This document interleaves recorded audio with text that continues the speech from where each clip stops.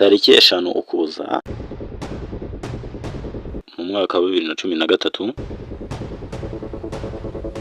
nibwo intwari y'isi yavuye mu mubiri cyangwa yatabarutse.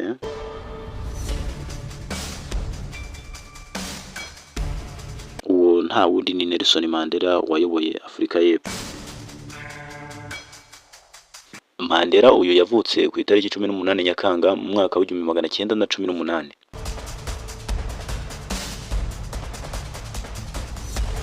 Azwi nk'umuntu waharaniye uburenganzira bw'abirabura muri Afurika y'Epfo mu gihe cya apartheid.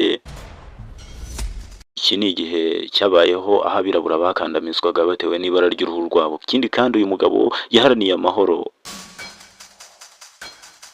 Niwe munyapolitiki wabaye igihe kinini yubashywe kurusha abandi muri iyi si.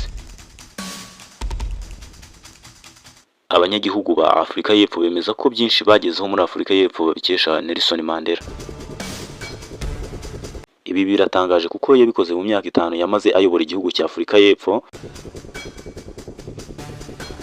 Yaje kureka kuba perezida ku bushake bwe nta muntu wabimusabye. Ibi bikagaragaza buryo ki yari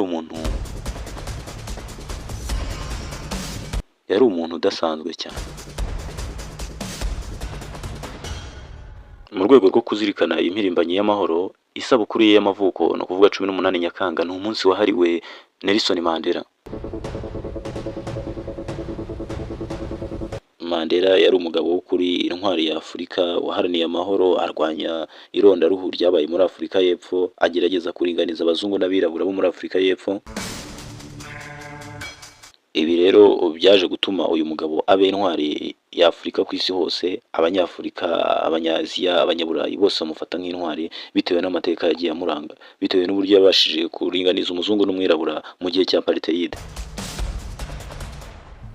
Nelson Mandela yibukirwa ku magambo yagiye avuga, aho benshi bayafata nk'inkomezi mu buzima bwabo bwa buri munsi.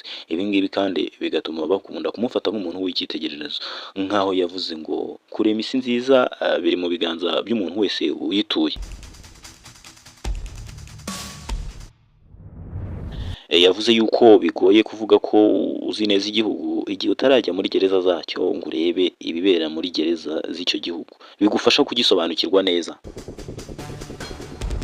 Nelson Mandela yavuze ko ikintu cyose kigaragara nk'ikidashoboka kugeza igihe kibereye, kugera igihe gishobokeye, kiba kigaragara nk'ikidashoboka mu mbere.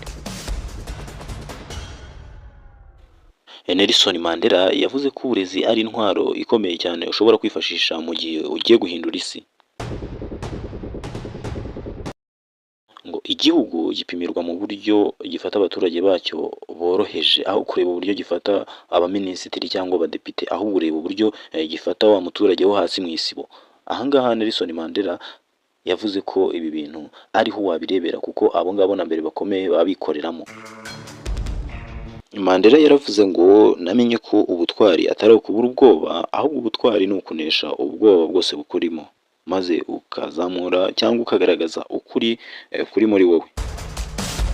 Uyu mugabo yavuze ko umutsinzi ari wa wundi urota inzozi agakomeza akagerageza no kuzigeraho. Uwo nguwo niwe witwa umutsinzi, apana kurota inzozi maze warangiza ugacika intege.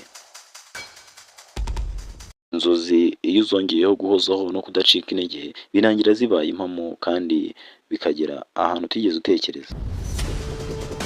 Nk'uko igitonyanga gitobora ibuye atari ukubera imbaraga gikoresheje, ahubwo ari ukubera guhozaho.